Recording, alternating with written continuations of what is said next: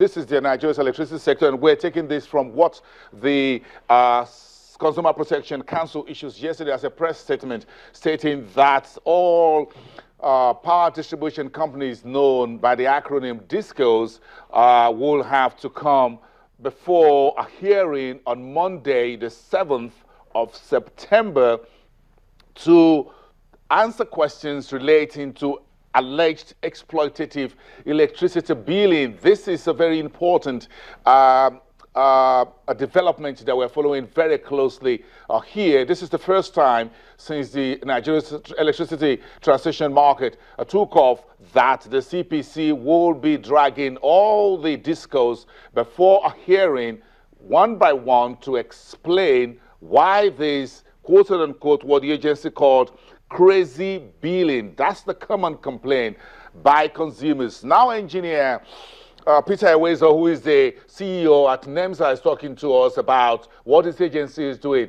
If you can hear me, sir, we appreciate your time, and we're going to wrap this up in about 5-6 minutes from now. Where do you talk about these imports of products that were produced in Europe? Because the conditions are different. It's really hot in Nigeria here. It's a lot humid in this sub-Saharan part of Africa. It's not the same thing as in the UK or any other parts of the world, as it were, where some of these products were made.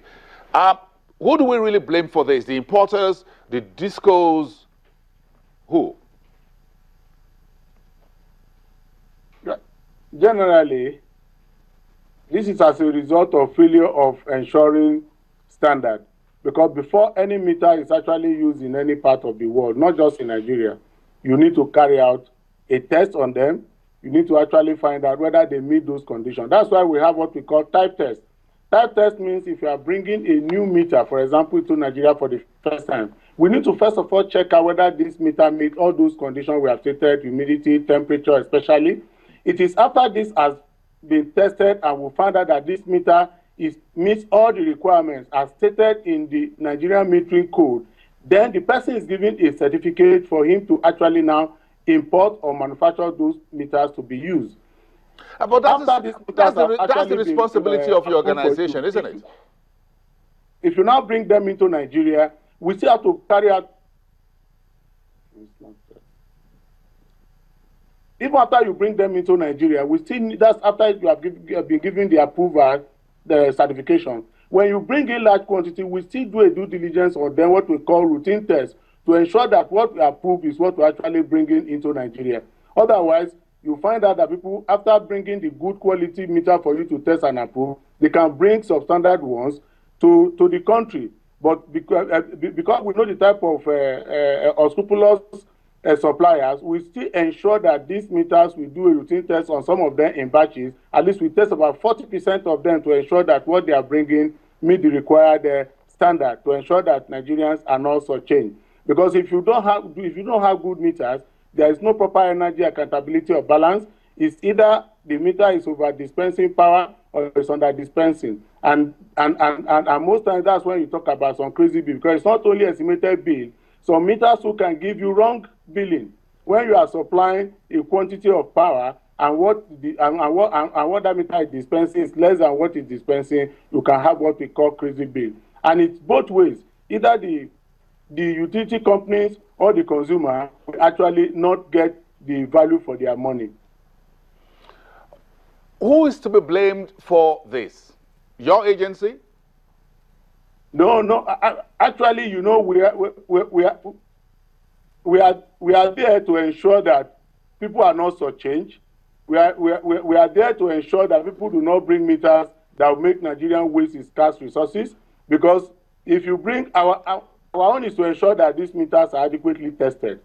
It is these unscrupulous suppliers or manufacturers that actually has this blame on. Because if somebody is going to go and actually try to bring meters to be used in Nigeria, if he has given them the required specifications in line with our legislation, in line with our metering code, and the thing has been manufactured, well, we even have less work to do here in Nigeria. But you find that people go there, give them substandard kind of specifications, so when they bring them in, especially if they don't pass through a meter test station, then we have problem. But once they pass through a meter test station, we will have ensured and guaranteed the quality. And to ensure this, we have a seal we put on all meters that we have actually tested, because Most meters still find their way into the system without going to the meter test station. And so we ask the public to watch out and check out for the seal of NEMSA on any meter that is not for them. Otherwise, they'll be changing them. Okay, let's wrap it up with this CPC summoning all the discos on consumer concerns. That was next week. Are you part of this? Well, we are part of this because we are collaborating with CPC to ensure that the consumers' complaints are properly addressed. We provide the technical expertise to CPC. That's in our collaboration. We have our engineers, technical officers, who actually are to provide technical expertise. For example, if a consumer complains that his meter is giving crazy bill, we are there to actually ensure to check it out, test the meter with our men in our laboratory, and at the same time provide the result of that test, which will actually assist CPC to carry out appropriate redress for the consumers who have laid complaint for dissatisfaction of electricity. By doing this, we assist them to ensure that apathy is not there. For example, if a community loses their transformer and CPC needs us to go and check those equipment that have failed, find out why they failed. Is it due to lack of proper installation? Is it due to equipment failure in itself? Is it due to the fact that this equipment has been issued is a substandard equipment?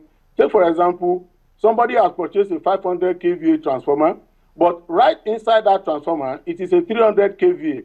And you find out that when you have installed it, what happens is this: once you load this transformer beyond 300, it will pack up. And CPC needs us to actually help them do a due diligence, do forensic analysis on this type of equipment, and give them the result. By the time they have the result on their table, they're able to do their job better. Actually, government agencies, we need to build building blocks. We need to synergize, because one agency alone cannot do everything to actually achieve the mandate for which it's given. So we are there with CPC to always provide technical expertise for them to be able to actually ensure that the redress they want to do on behalf of consumers is done and done rightly. Engineer Peter Eweso, the Managing Director and Chief Executive Officer at NEMSA, we appreciate your time this morning. Thank you very much. Thank you very much. Thank you for joining us. Now, the conversation is not over yet. We're expanding that. The man who is the chairman of the Power Group at the Lagos Chamber of Commerce and Industry, Engineer Effiong Edet, is live here in the studio in Lagos to expand this conversation. We're running our GDP economy, $510 billion. That's a big money on the table. How are we powering it beyond this conversation? Let's continue it. We'll be back in 1 minute.